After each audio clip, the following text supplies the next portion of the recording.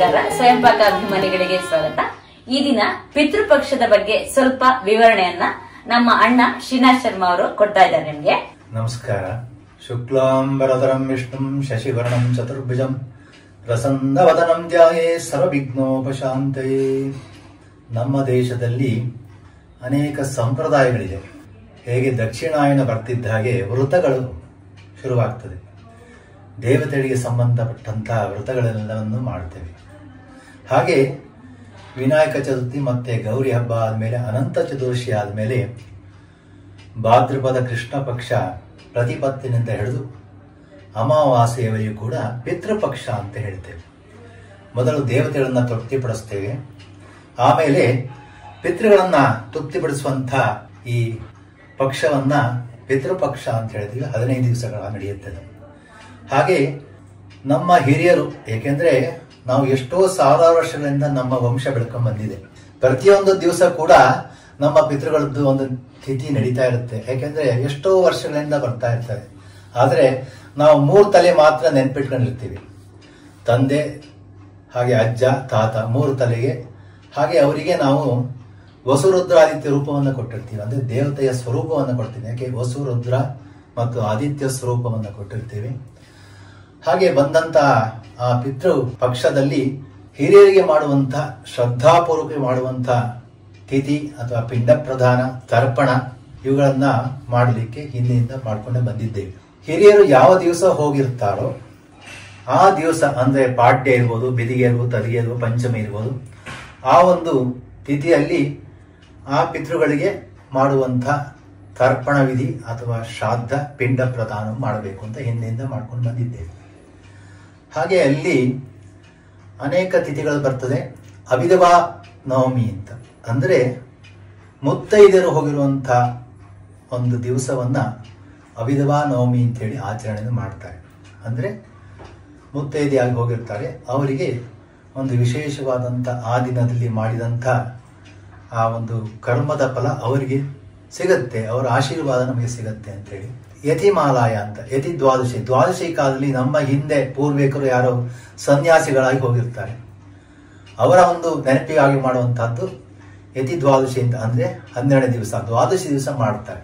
ಹಾಗೆ ಮಹಾಲಯ ಅಮಾವಾಸ್ಯೆ, ಅಕಸ್ಮಾತ್ ಆಗಿ ನಮ್ಗೆ ಗೊತ್ತಿರೋದಿಲ್ಲ ಯಾವ ಪಕ್ಷದಲ್ಲಿ ಹೋಗಿದ್ದಾರೆ ಏನು ಅಂತ ಹೇಳಿ, ಸರ್ವಪಿತೃ ಅಮಾವಾಸ್ಯೆ ಅಂತ, ಅಮಾವಾಸ್ಯೆಯಲ್ಲಿ ಮಾಡಿದ್ದು ನಮ್ಮ ಪಿತೃಗಳಿಗೆ ಸೇರುತ್ತೆ ಅಂತ ಹೇಳಿ ನಮ್ಮಲ್ಲಿ ಒಂದು ಭಾವನೆ ಇದೆ. ಇದೊಂದು ಶ್ರೇಷ್ಠವಾದಂತಹ ಕರ್ಮ ಪಿತೃಪಕ್ಷದಲ್ಲಿ ಮಾಡುವಂಥದ್ದು. ಏಕೆಂದ್ರೆ ನಾವು ದೇವತೆಗಳಿಗೆ ಮಾಡದೇ ಇದ್ರೂ ಪರವಾಗಿಲ್ಲ, ದೇವತೆಗಳು ಕೋಪಗೊಳ್ಳುವುದಿಲ್ಲ. ಆದರೆ ಪಿತೃಗಳಿಗೆ ಮಾಡುವಂಥದ್ದು ವಿಶೇಷವಾದಂತಹ ಫಲ ಸಿಗುತ್ತೆ. ಯಾಕೆಂದ್ರೆ ನಾವಿಲ್ಲಿ ಹುಟ್ಟಬೇಕಾದ್ರೆ ಅವರ ಆಶೀರ್ವಾದ ಮೂಲ. ಅದೇ ರೀತಿಯಲ್ಲಿ ಮುಂದೆ ನಮ್ಮ ವಂಶವು ಬೆಳೆದುಕೊಂಡು ಹೋಗಬೇಕು ಅಂದ್ರೆ ಪಿತೃಗಳಿಗೆ ವಿಶೇಷವಾದಂತಹ ತರ್ಪಣ, ಪಿಂಡ ಪ್ರದಾನ ಇವುಗಳನ್ನ ಮಾಡಿದ್ರೆ ನಮ್ಮ ವಂಶ ಮುಂದೆ ಹೇಗೆ ಹೋಗ್ತಾ ಹೋಗುತ್ತೆ ಅಂತ. ಆದ್ರೆ ನಮ್ಮ ಪೀಳಿಗೆ ಕಮ್ಮಿ ಆಗ್ತಿದೆ. ಯಾಕೆಂದ್ರೆ ನಾವು ಪಿತೃಗಳನ್ನ ಸರಿಯಾಗಿ ಶ್ರದ್ಧಾಪೂರ್ವಕವಾಗಿ ಮಾಡ್ತಾ ಇಲ್ಲ. ಹಾಗಾಗಿ ಅಂತ ಈಗ ಸಂತಾನ ತೊಂದರೆ ಆಗ್ತಿರೋ ಇದೇ ಕೆಲಸಕ್ಕೋಸ್ಕರ. ಪಿತೃಗಳ ಕಾರ್ಯವನ್ನು ಚೆನ್ನಾಗಿ ಮಾಡಿದ್ರೆ ಸಂತತಿ ಚೆನ್ನಾಗಾಗ್ತದೆ. ನಮ್ಮಲ್ಲಿ ಏನಾಗಿದೆ ಅಂದ್ರೆ ಶ್ರದ್ಧೆ ಹೋಗ್ಬಿಟ್ಟಿದೆ. ಶ್ರದ್ಧಾಪೂರ್ವಕ ಮಾಡುವಂತಹದ್ದು ಶ್ರಾದ್ದ ಅಂತ ಹೇಳ್ತೀವಿ. ಆದ್ರೆ ಏನಾಗುತ್ತೆ ಅಂದ್ರೆ ನಾವೆಲ್ಲ ಹುಟ್ಟುವುದು ಆಸ್ಪತ್ರೆ, ಸಾಯುವುದು ಆಸ್ಪತ್ರೆ, ಮನೆ ಬರೀ ಭೋಗಕ್ಕೆ ಮಾತ್ರ ಇದೆ. ಈ ಶ್ರಾದ್ದ ಕರ್ಮಗಳನ್ನ, ಪಿತೃಕರ್ಮವನ್ನ ಮನೆಯಲ್ಲೇ ಮಾಡಬೇಕು. ಮನೆಯನ್ನು ಮಾಡಿದರೆ ಪುಣ್ಯ ಕಾರ್ಯ. ಹಾಗೆ ಮನೆಯಲ್ಲಿ ಮೊಮ್ಮಕ್ಕಳು, ಮರಿ ಮಕ್ಕಳು ಎಲ್ಲ ಸಂತೋಷವಾಗಿ ಇರಬೇಕಂದ್ರೆ ಆ ಪಿತೃಪಕ್ಷದಲ್ಲಿ ವಿಶೇಷವಾಗಿ ಹಿರಿಯರಿಗೆ ಮಾಡುವಂತ ಶ್ರಾದ್ದ, ಪಿಂಡ ಪ್ರದಾನ, ತರ್ಪಣ ಇವುಗಳನ್ನ ಮಾಡಬೇಕು ಅಂತ ಹೇಳ್ತಾರೆ. ಕೆಲವರಿಗೆ ಈ ಸಮಯದಲ್ಲಿ ಮಾಡಲಿಕ್ಕೆ ಆಗುವುದಿಲ್ಲ. ಆ ಸಂದರ್ಭದಲ್ಲಿ ಸಾಮಾನ್ಯವಾಗಿ ಒಬ್ಬ ಬ್ರಾಹ್ಮಣನ ಕರೆದು ಸ್ವಯಂ ಪಾಕವನ್ನು ಕೊಡುವಂತದ್ದು ಒಂದು ಪದ್ಧತಿ ಇದೆ. ಹಾಗೆ ಬ್ರಾಹ್ಮಣರನ್ನು ಕರೆದು ಬಿಟ್ಟು ಅವರಿಗೆ ಬೇಕಾದಂಥ ಅಡಿಗೆ ಬರುವಂತ ಪದಾರ್ಥಗಳು, ಅಕ್ಕಿ, ಬೇಳೆ, ಎಲ್ಲ ಕಾಳುಗಳು, ಅಡಿಗೆ ಬೇಕಾದ ಎಲ್ಲಾ ಸಾಮಾನುಗಳು, ಏನೇನು ನೀವು ಅಡಿಗೆ ಉಪಯೋಗಿಸ್ತೀರೋ ಅದೆಲ್ಲವನ್ನ ಕೊಟ್ಟು ಆ ಬ್ರಾಹ್ಮಣರಿಗೆ ಕೊಟ್ಟು ನಮ್ಮ ಪಿತೃಗಳು ಸದಾಕಾಲ ಸಂತೋಷವಾಗಿ ನಮಗೆ ಆಶೀರ್ವಾದವನ್ನು ಮಾಡಲಿ ಅಂತ ಹೇಳಿ ಆ ಬ್ರಾಹ್ಮಣರಿಗೆ ಕೊಟ್ಟು ಆಶೀರ್ವಾದವನ್ನು ಪಡೆಯುವಂತಹದ್ದು ಒಂದು ಕ್ರಮ ಇದೆ. ಇದಕ್ಕೆ ಸ್ವಯಂ ಪಾಕ ಅಂತ ಹೇಳ್ತಾರೆ. ಅಂದ್ರೆ ಇಲ್ಲಿ ನಿಂಗೆ ಮುಖ್ಯವಾದ ವಸ್ತುಗಳನ್ನ ಕೊಟ್ರೆ ಸಾಕ? ಯಾಕಂದ್ರೆ ನಾವು ಅಡಿಗೆ ಅಂದ್ರೆ ಉಪ್ಪು, ಹುಣಸೆ ಹಣ್ಣು, ಮೆಣಸಿನಕಾಯಿ ಅದನ್ನು ಕೊಡ್ಬೇಕಾ? ಎಲ್ಲ ಕೊಡ್ಬೇಕು. ಪ್ರತಿಯೊಂದು ಅಡಿಗೆಗೆ ಬೇಕಾದಂತ ಪದಾರ್ಥಗಳು ಅವತ್ತಿನ ದಿವಸ ಏನೇನು ನಿಮ್ಗೆ ಯೋಚನೆ ಮಾಡ್ಬೇಕು ಅಂತ ಇರುತ್ತೆ, ಏನೇನು ಪದಾರ್ಥಗಳನ್ನು ಮಾಡ್ತೀರಾ ಅದಕ್ಕೆ ಬೇಕಾದ ತರಕಾರಿಗಳು ಎಲ್ಲವನ್ನು ಕೊಡಬೇಕು. ಎಲ್ಲವನ್ನು ಕೊಟ್ಟು ಆ ಬ್ರಾಹ್ಮಣರ ಆಶೀರ್ವಾದವನ್ನು ಪಡೆದು ಮಾಡಿದಾಗ ಆ ಪಿತೃಗಳು, ಯಾಕೆಂದ್ರೆ ನಮ್ಮಲ್ಲಿ ಜನ್ಮಗಳನ್ನ ನಂಬ್ತೇವೆ ನಾವು. ಏನೋ ಒಂದು ಹುಟ್ಟಿರ್ತಾರೆ, ನಮ್ಮ ತಂದೆ ತಾಯಿಗಳು ಯಾವುದೋ ಒಂದು ಮೂಲಕವಾಗಿ ಹುಟ್ಟಿರ್ತಾರೆ. ನಾವು ಕೊಟ್ಟಂತ ಏನು ಈ ತರ್ಪಣ ವಿಧಿಗಳು ಅಥವಾ ಪಿಂಡ ವಿಧಿಯೋ ಅದು ಯಾವುದೋ ಒಂದು ರೂಪದಲ್ಲಿ ಅವರಿಗೆ ತಲುಪುತ್ತೆ ಅಂತ ಹೇಳಿ ನಮ್ಮ ಹಿರಿಯರಿಂದ ತಿಳಿದೆ. ಯಾಕೆಂತ ಹೇಳಿದ್ರೆ ನಿಮ್ಗೆ ಅನಿಸ್ಬೋದು ಹೇಗಿದು ಹೋಗುತ್ತೆ ಅಂತೇಳಿ. ಈಗ ನಮ್ಮ ಮಗ ಎಲ್ಲೋ ಓದ್ತಾ ಇರ್ತಾನೆ, ಅಮೇರಿಕದಲ್ಲಿ ಇರ್ತಾನೆ ಅಂತ ತಿಳ್ಕೋಣ. ನಾವು ಇಲ್ಲಿಂದ ಅವನಿಗೆ ದುಡ್ಡು ಕಳಿಸ್ಬೇಕು. ನಾವು ಕಳಿಸಿದ ದುಡ್ಡೇ ಹೋಗುತ್ತಾ? ಹೋಗುದಿಲ್ಲ. ಬೇರೆ ಯಾವುದೋ ರೂಪದಲ್ಲಿ ಅವನಿಗೆ ದುಡ್ಡು ಹೋಗುತ್ತೆ, ಡಾಲರ್ ಅಂತ ಹೋಗುತ್ತೆ. ಒಟ್ಟಿನಲ್ಲಿ ನಾವು ಕೊಟ್ಟಂತ ಯಾವುದು ಈ ಪಿತೃಪುರುಷ ಮಾಡಿದಂತ ಪಿಂಡ ಪ್ರದಾನ ಇರುತ್ತೋ, ಆಹಾರ ಇರುವುದು ಯಾವುದೋ ಒಂದು ರೂಪದಲ್ಲಿ ಯಾವುದೋ ಪ್ರಾಣಿಯಾಗಿಯೋ ಪಕ್ಷಿಯಾಗಿಯೋ ಮನುಷ್ಯನಾಗಿ ಹುಟ್ಟಿರ್ತಾರೆ ನಮ್ಮ ಹಿರಿಯರು ಅಂತ ಹೇಳ್ತೇವೆ ನಾವು. ಯಾಕೆಂದ್ರೆ ಮನುಷ್ಯ ರೂಪ ಬರಬೇಕಾದ್ರೆ ಅನೇಕ ಯೋನಿಗಳಿಂದ ಹುಟ್ಟಿಬಿಟ್ಟು ನಾವು ಕೊನೆಯಲ್ಲಿ ಮನುಷ್ಯ ರೂಪವನ್ನು ತಾಳ್ತೀವಿ ಅಂತ ಹೇಳ್ತೀವಿ. ಇದಕ್ಕೆ ಜಾತಿಯ ಪ್ರಶ್ನೆ ಬರುತ್ತೆ. ಪ್ರತಿಯೊಂದು ಜನಾಂಗದಲ್ಲೂ ಕೂಡ ಈ ಒಂದು ಆಚರಣೆಯನ್ನು ಮಾಡ್ತಾ ಬಂದಿದ್ದಾರೆ. ಅದರಿಂದ ಅವರಿಗೆ ಆ ಹಿರಿಯರ ಆಶೀರ್ವಾದವು ಸಿಕ್ಕಿದೆ. ಹಾಗೂ ಆ ಮೊಮ್ಮಕ್ಕಳು ಮರಿಮಕ್ಕಳು ಎಲ್ಲರಿಗೂ ಕೂಡ ಆಶೀರ್ವಾದ ಸಿಗುತ್ತೆ, ವಂಶವು ಮುಂದೆ ಅಭಿವೃದ್ಧಿ ಆಗುತ್ತೆ. ಅದಕ್ಕೋಸ್ಕರ ಪಿತೃಪಕ್ಷದಲ್ಲಿ ಈ ಒಂದು ತರ್ಪಣ ವಿಧಿ ಇರುವುದು, ಪಿಂಡ ಪ್ರದಾನ ಇರುವುದು, ಅಥವಾ ಬ್ರಾಹ್ಮಣನನ್ನು ಕರೆದು ಭೋಜನ ವಿಧಿಯನ್ನು ಮಾಡುವಂಥದ್ದು, ಇದೆಲ್ಲವನ್ನ ಮಾಡೋದ್ರಿಂದ ಆ ಪಿತೃಗಳು ಸಂತೋಷರಾಗುತ್ತಾರೆ. ನಮಗೆಲ್ಲರೂ ಕೂಡ ಅಲ್ಲಿ ಇದ್ದು ಆಶೀರ್ವಾದವನ್ನು ಮಾಡ್ತಾರೆ. ನಮ್ಮ ವಂಶವು ಕೂಡ ಅಭಿವೃದ್ಧಿಯಾಗುತ್ತೆ ಅಂತ ಹೇಳಿ ಈ ಪಿತೃಪಕ್ಷಕ್ಕೆ ಮಹತ್ವವನ್ನು ಹೇಳಿದ್ದಾರೆ. ಪಿತೃಪಕ್ಷ ಆಗ್ತಿದ್ದಾಗೆ ನವರಾತ್ರಿ ಬರುತ್ತೆ ನೋಡಿ. ಇದೆಲ್ಲ ಕೂಡ ಒಂದು ಹಿರಿಯರು ಮಾಡಿಕೊಂಡಂತಹ ಒಂದು ಸಂಪ್ರದಾಯ ಇರ್ಬೋದು, ಆದರೆ ಇದು ತುಂಬಾ ಯೋಗ್ಯವಾದಂತಹ ಕಾರ್ಯಗಳು ಅಂತ ಹೇಳಿ ಹೇಳ್ತಾರೆ. ಈ ಮಹಾಲಯ ಪಕ್ಷದಲ್ಲಿ ವೈದಿಕ ತರನೇ ಪಕ್ಷವನ್ನು ಕೂಡ ಆಚರಣೆ ಮಾಡ್ತಾರೆ. ಅಂದ್ರೆ ಹೇಗೆ ವೈದಿಕದಲ್ಲಿ ಕಾರ್ಯಕ್ರಮವನ್ನು ಮಾಡ್ತಾರೋ ಅದೇ ತರನೇ ಮಾಡ್ತಾರೆ. ಅದೇ ತರ ನಾನ್ ತಿಳಿದ ಹಾಗೆ ಚುಟುಕ ಶ್ರಾದ್ದ, ಹಾಗೆ ಸ್ವಯಂ ಪಾಕ ಕೊಡೋದು, ಗೋಗ್ರಾಸ ಕೊಡೋದು, ಇದೆಲ್ಲ ಪದ್ಧತಿ ಇದೆಯಲ್ಲ, ಅದ್ರ ಬಗ್ಗೆ ಏನಾದ್ರು ಹೇಳ್ತೀರಾ?